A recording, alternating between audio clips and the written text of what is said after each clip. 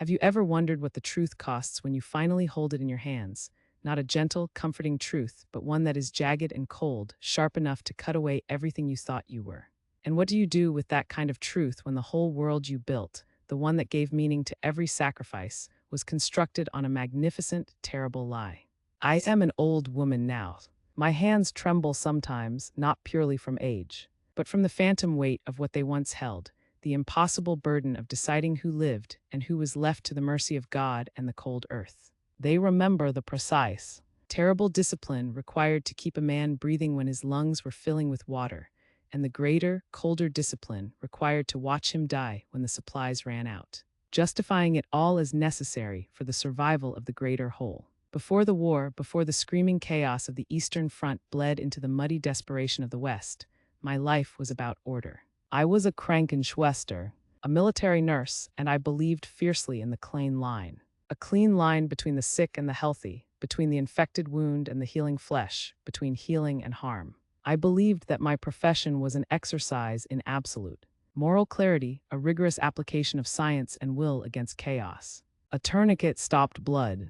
An incision removed poison. A lie I knew was the poison that infected the soul, and my duty was to excise it from my own mind. To remain pragmatic, loyal, and clear-eyed for my nation. The war, der Krieg, taught me quickly that the cleanest lines are the first to get blurred by blood. Yet, even in the worst moments, the field hospitals buried in snow, the pervasive stench of human waste and death, the impossible choices we had to make between saving a young man who could still fight and an old man whose time was done, I held on to one final, rigid belief. We were the disciplined ones. We were fighting for survival, for the purity of the idea of the Reich. The enemy, the Anglo-Americans, were different. They were decadent, soft, and above all, vengeful. They were the barbarians we had been warned about, fueled by malice and a desire to humiliate and destroy the spirit of the defeated. This belief was my last clean bandage. It was the only thing that stopped the internal bleeding of seeing my country fall. The only shield I had left. I carried this belief, this rigid, self-protective shell, all the way across the Atlantic, into the vast, bewildering quiet of America. Fort Custer, Michigan.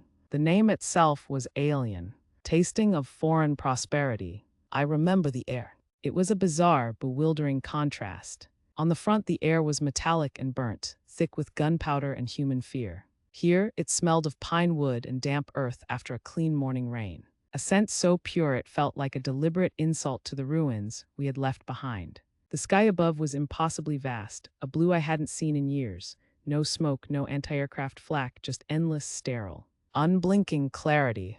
The American camp was not a place of immediate horror. It was a place of unsettling order. Barracks stood in precise, freshly painted rows. There was the distant, rhythmic hum of their machinery, not the frantic, desperate sputter of our own failing engines. Even the sound of the guards' boots on the gravel was measured, almost bored, devoid of the frantic urgency that defined our existence. This unnerving peace felt more menacing than comforting. It was too easy. It was too quiet.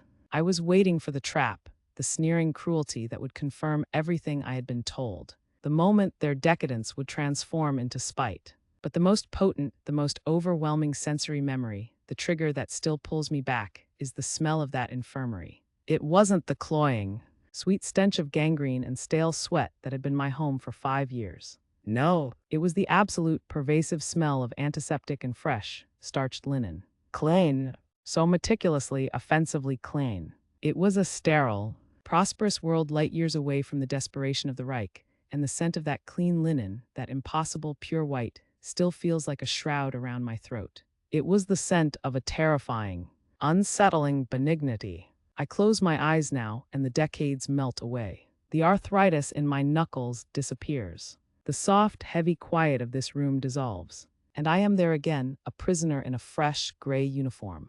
A wound festering on my forearm, standing stiffly beneath fluorescent light, waiting for the American monster to show its teeth. I arrived at the infirmary broken. Not in spirit, my spirit was encased in iron, but in body. The wound on my forearm was a mess, a casualty of a desperate retreat, inflamed and weeping. I stood rigid, braced for the coldness, the pointed questions. The contempt.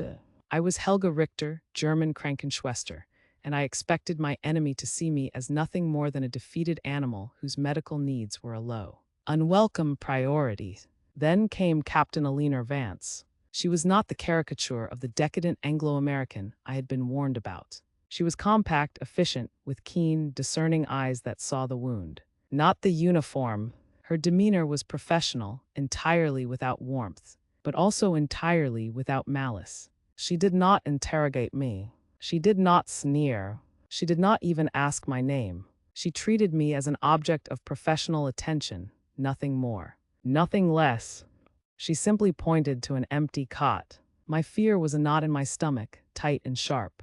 I watched her movements, every action scrutinized for the impending trick. She prepared her instruments. Her hands were swift and meticulous, the movements of a true professional honed by years of practice. The first shock came with her touch. It was firm, yes, but surprisingly gentle. She didn't yank or prod. She worked with a kind of clinical respect for the human flesh, even my flesh, the flesh of the enemy. She scrubbed the wound. The water she used was clean. The gauze was clean. The antiseptic, stinging but effective, smelled of pure, unrationed chemical strength. As she worked, she spoke only in clipped, neutral English, giving instructions. Keep it dry. Change the dressing twice daily.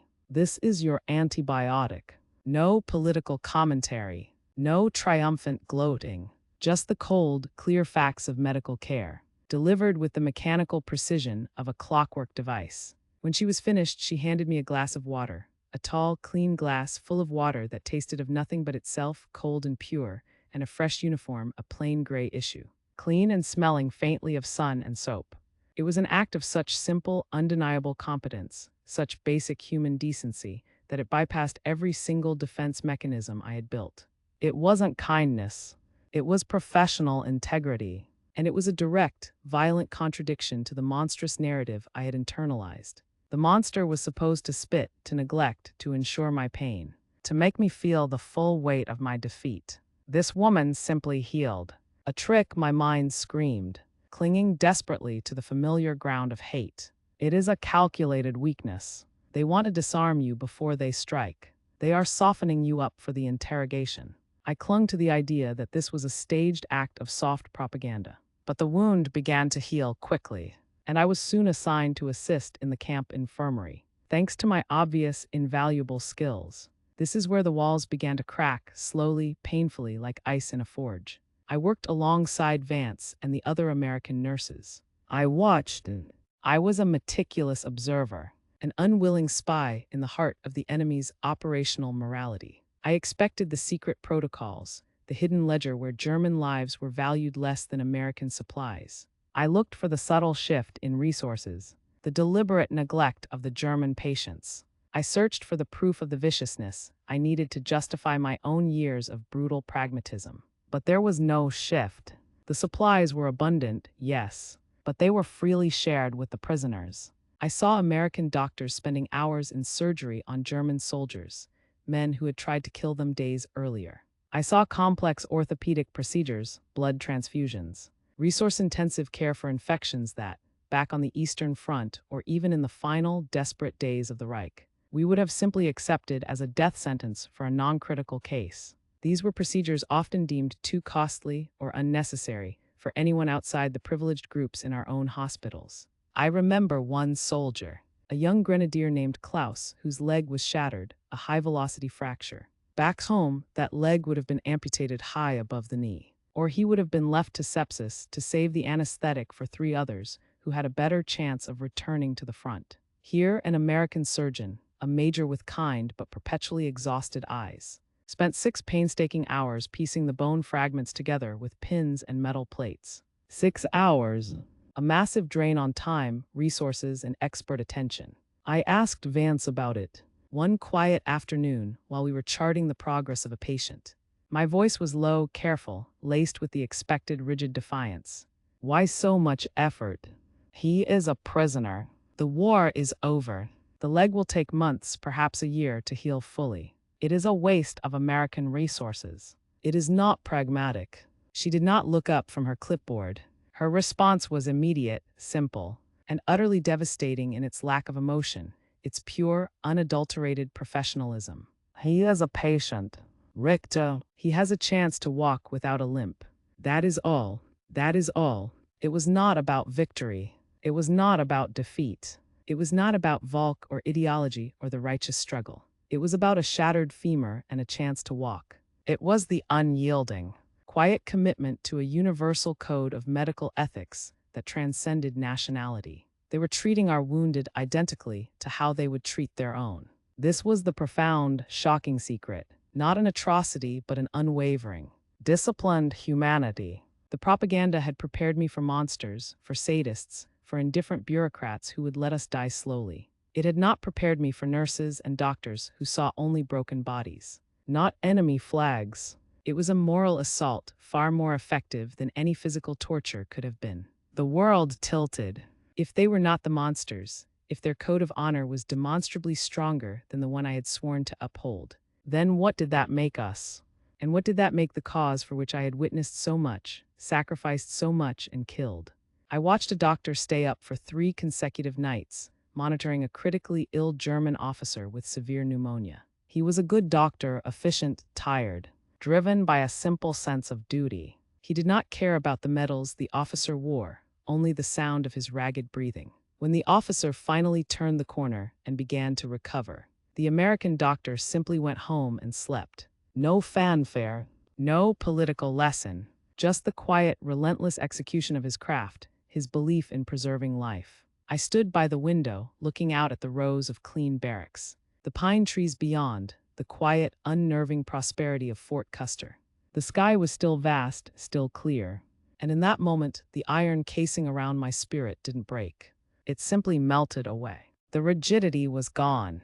The moral framework that defined my entire world, the truth that justified the starvation, the cruelty, the impossible choices, shattered inside me not with a bang but with the quiet, terrifying sound of a single, clean glass of water being set down on a metal tray. The lie was exposed, and it left behind a desolate, empty space, a terrifying moral void where my absolute loyalty used to reside. The enemy was human, which meant my humanity, suppressed for so long by the brutal necessity of war, was now demanding a reckoning. That quiet sound, the small, insignificant sound of the truth shattering, it never really leaves you. You can cover it with decades, with new experiences, with the noise of a long life lived in peace. But the scar remains. It is the scar of seeing the humanity in the eyes of the man you were trained to destroy. I spent the rest of my life tending to wounds. I became a civilian nurse after the war. In this adopted country, I learned the language, built a life, saw children grow, but I never again saw a clear line between us and them. That one moment, that quiet, unyielding commitment to the sanctity of life shown by Captain Vance and her colleagues, it redefined my very soul. Before Fort Custer, I believed that my profession was about clean lines. I thought duty meant following orders, and healing meant making soldiers fit to fight the enemy. But Vance showed me the real definition of duty. Duty, the highest form of it, is not to a flag or an ideology, but to the suffering body in front of you. Regardless of the uniform, regardless of the past, it is the fundamental, sacred agreement between the healer and the wounded. My core metaphor, the clean bandage, was permanently stained. It wasn't stained with blood, but with the painful, undeniable realization of shared humanity. The care I received, the care I witnessed being given to our men, was not a trick. It was a mirror. It reflected back to me the professional Helga I once was, the Helga who believed in the Hippocratic Oath before Hitler's oaths. And it exposed the monstrous choices that the political reality of our system had forced upon us, the rationing of care, the dehumanization of undesirables, the systematic blurring of the line between healing and serving a destructive machine. The ultimate irony is that I went to Fort Custer expecting cruelty and found discipline. I found a rigorous adherence to principle that surpassed the discipline of fear and force. It was the discipline of honor, of a code that placed the value of life above the temporary madness of political conflict. I was taught to hate the Americans because they were soft and greedy. But they were not soft. They were strong. Their strength lay not in their endless supplies or their clean uniforms, but in the steadfastness of their moral framework, their ability to separate the politics of war from the simple, profound act of saving a life. That simple kindness, that meticulous, professional decency, It was the most devastating weapon they could have deployed against my ideology. It didn't kill my loyalty. It killed my belief in the necessity of hatred, replacing it with the heavy, terrible knowledge of a universal bond. This is the wisdom of an old woman who watched the world burn and saw the fire extinguished by a clean glass of water. History is not about good versus evil. That is the comforting lie of the propagandist. History is a tragedy of human beings on all sides, good people. Brave people who are convinced, often through no fault of their own, that the person opposite them is somehow less human, less worthy of the same air, the same clean linen, the same chance to walk. We were all victims of the same poisonous lie, regardless of who won. The greatest casualty of war is not the body, but the mind, poisoned by the conviction that the enemy is a monster. When you finally look into the eyes of that monster and see only a tired nurse, a dedicated doctor, a human being performing their duty with integrity, the war truly ends for you, regardless of the surrender papers signed in a distant city. So I ask you now, looking back at the long road I have traveled,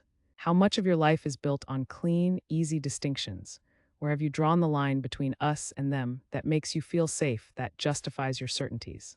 And are you willing to risk everything, your pride, your certainty, your carefully constructed history, to find out what lies on the other side of that line, to find the truth that might shatter everything you know? For me, the other side was a clear sky, the smell of pine, and the terrifying, liberating realization that the truth, when it cuts, often leaves you freer than any comforting lie ever could. Remember that the truth is klein, but it leaves the deepest scars. And sometimes the hardest battle is fought long after the shooting stops, in the quiet, sterile room where your enemy simply chooses, with cold, undeniable professionalism, to heal you. That choice is the only line that truly matters.